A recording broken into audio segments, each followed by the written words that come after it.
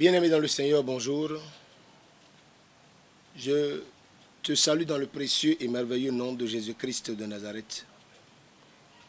À son nom ce matin, je donne gloire. La thématique sur laquelle je voudrais t'entretenir ce matin est connaître et être conscient de son état spirituel. Contexte de base, nous allons prendre le texte de Jean au chapitre 20 et lire le tout premier verset qui dit quelque chose. Le premier jour de la semaine, Marie de Magdala se rendit au sépulcre dès le matin. Comme il faisait encore obscur, et elle vit que la pierre était ôtée du sépulcre. Au verset 2, il dit, elle courut vers Simon-Pierre et vers l'autre disciple que Jésus aimait et leur dit, ils ont enlevé du sépulcre le Seigneur et nous ne savons où ils l'ont mis. Comment tu peux comprendre que quelqu'un qui est déjà enterré, l'on peut chercher à lui rendre visite? On va là-bas, à la tombe, histoire d'espérer quelque chose. C'est l'une des rares fois où on dit on rend visite qui a bel et bien à un cadavre déjà enterré il y a 3 jours. Mais regarde ce qui s'est passé. Lorsque Marie est allée là-bas, Marie de Magdala s'est rendue à la tombe, elle a constaté que le corps du Seigneur n'était plus là. Elle a couru pour venir dire aux disciples, Pierre et Jean et les autres, que le corps, ils ont enlevé notre Seigneur. Ils l'ont enlevé. C'est vrai, le corps n'y est plus. C'est aussi vrai. Très bien. Que devrait-elle faire avec un corps si elle n'espérait pas un miracle? L'homme qui est mort selon les hommes, ses persécuteurs, pour Marie de Magdala, c'est qui? Il est qui pour Marie de Magdala? Pour que Marie aille auprès de sa tombe pour aller voir est-ce que le corps est là ou n'est pas là et tout. C'est bel et bien l'homme qui l'a délivré de 7 démons. Elle était possédée. Et cet homme a parlé et son état spirituel a changé. Parce qu'on dit Marie de Malade de laquelle est sorti 7 démons. Ces démons vivaient en elle. Elle en était esclave. Aujourd'hui, les uns et les autres ignorent ou font semblant de ne pas faire attention aux œuvres démoniaques dans leur vie. Connaître son état spirituel, c'est quoi? C'est déjà d'aller s'asseoir quelque part, de commencer par réfléchir pour dire, dans ma famille, il y a qui? Mon papa d'abord a eu combien de femmes? Ma maman s'est mariée combien de fois? Les tantes, les sœurs à maman ont quelle vie conjugale? Les oncles vivent comment? Comment sont-ils? Ont-ils réussi à avoir une seule femme? Ou ont-ils versé dans la polygamie ou des enfants à n'en point finir? Et tu sais déjà le livre familial qui t'est dressé, l'histoire qu'on attend de toi. Finalement, on dira que c'est comme ça ils font dans leur maison. Ils ne prennent pas une seule femme. Et aujourd'hui, les gens ont du plaisir à dire, oui, chez nous, on ne prend pas une femme. Chez nous, notre maman s'est mariée plusieurs fois, donc moi, je ne reste pas sous le toit d'un homme. Si un homme veut faire son numéro avec moi, je me retire tout de suite de cette affaire. Et je ne traîne pas là. Parce qu'on ne dure pas dans les mauvais rêves, il paraît. Donc, dans ces confusions, qu'est-ce qui se passe souvent?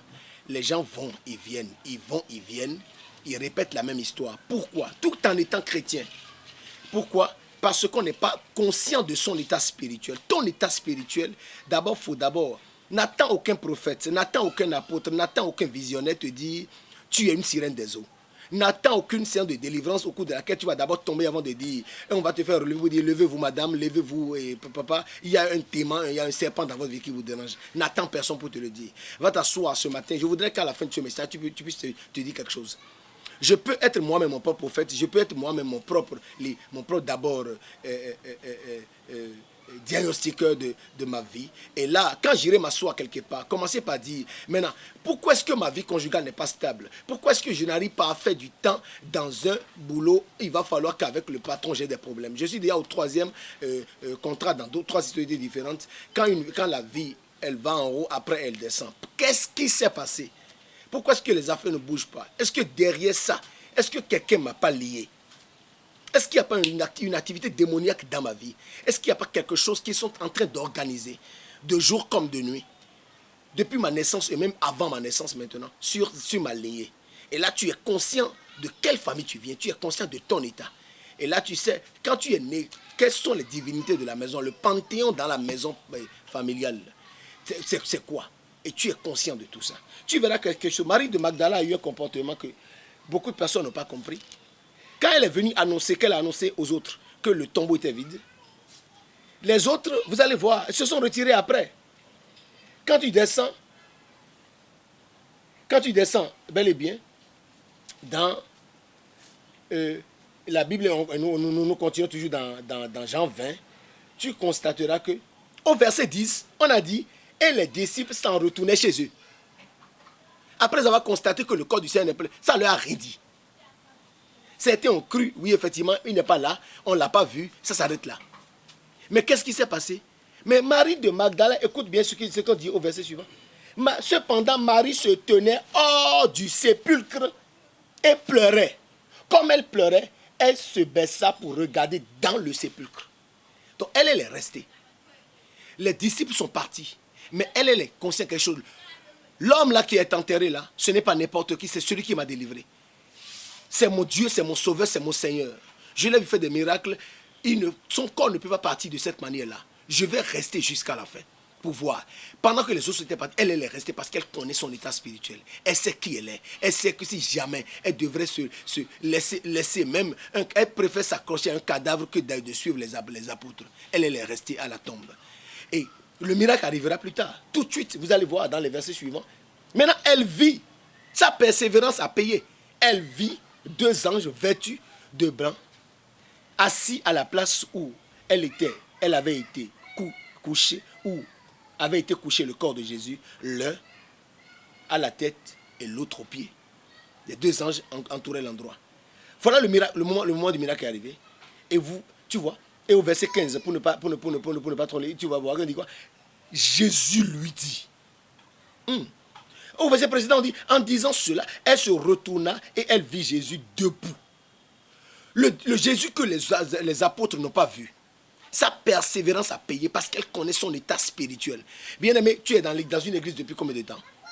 Et pour toi, le miracle n'arrivera pas. Je voudrais ce matin te dire que, ayant fait d'abord le point, le diagnostic de ta vie, tu vas savoir d'abord que quoi? Il faut rester à la tombe, même s'il n'y a pas le corps dedans, reste là. Reste là, reste auprès de Jésus. Le monde le traite de cadavre. Les uns disent qu'il est menuisier, les autres disent ça. Mais toi, c'est ton Seigneur, c'est ton Sauveur. Il n'y a point de Sauveur que Jésus-Christ de Nazareth. Et je voudrais te dire qu'en résumé, n'attends personne. N'attends personne pour te dire oui, que tu es serpent, tu es ci, tu es dérangé par ci, tu es dérangé par ça. Car ton état spirituel, tu le connais. Et tu peux faire toi-même ton diagnostic. Et à partir de ce moment, tu sais désormais qu'il ne faut pas partir chez quelqu'un pour aller adorer une idole. Il ne faut pas partir quelque part. Il faut bel et bien rester là. Car celui qui est mort selon les hommes, c'est notre Sauveur, c'est notre Seigneur. À part lui, il n'y a point de Dieu. Personne, je dis personne et personne ne peut sauver dans ce monde. C'est lui seul qui apporte la délivrance. Il a dit quelque chose quelque part. Ils ont dit quelque chose. Il n'y a point de Dieu. Il n'y a point de Dieu comparable à Jésus. C'est lui le véritable. Je voudrais que ce matin, étant conscient de ton état, étant vraiment conscient de ton état, n'oublie pas, ne fais pas attention à ne pas faire non. Pourquoi est-ce que la première femme est partie? Pourquoi est-ce que l'enfant ne réussit pas? Pourquoi est-ce que c'est en te posant cette question que tu es la seule véritable? Il ne s'agira pas pour toi, après le diagnostic, d'aller maintenant faire des rituels. Non, il s'agira pour toi maintenant de dire maintenant, je vais me plonger maintenant dans le jeûne, dans la prière. Et c'est alors que la délivrance sera là. La délivrance est là. Je voudrais ce matin te rappeler quelque chose, qu'il n'y a sous le ciel aucun autre nom qui est aidé de donner aux hommes par lequel nous devions être sauvés, si ce n'est le puissant nom de Jésus-Christ de Nazareth. Car un enfant nous est né, c'est lui qui est l'enfant qui est né, c'est lui qui est le sauveur, l'unique, le véritable. Je voudrais que ce matin, que tu puisses donner gloire à son nom, lui fais exclusivement confiance, car en lui, toute la restauration est encore possible. Quel que soit ton état spirituel, je le répète, tu peux faire confiance à Jésus-Christ de Nazareth. C'est lui seul qui est capable de restaurer quelque chose. C'est lui qui est capable de le faire. À part lui, il n'y a personne d'autre. Parce que Les gens vont te proposer des bougies, des parfums. Ils vont te proposer plein de choses. C'est les solutions mondaines. C'est ce que le monde dit ça. Ils vont t'amener des choses. Ils vont te proposer plein de choses. Ne va pas là-bas. N'utilise aucun parfum, aucun encens. Ne va nulle part. Aucune bougie.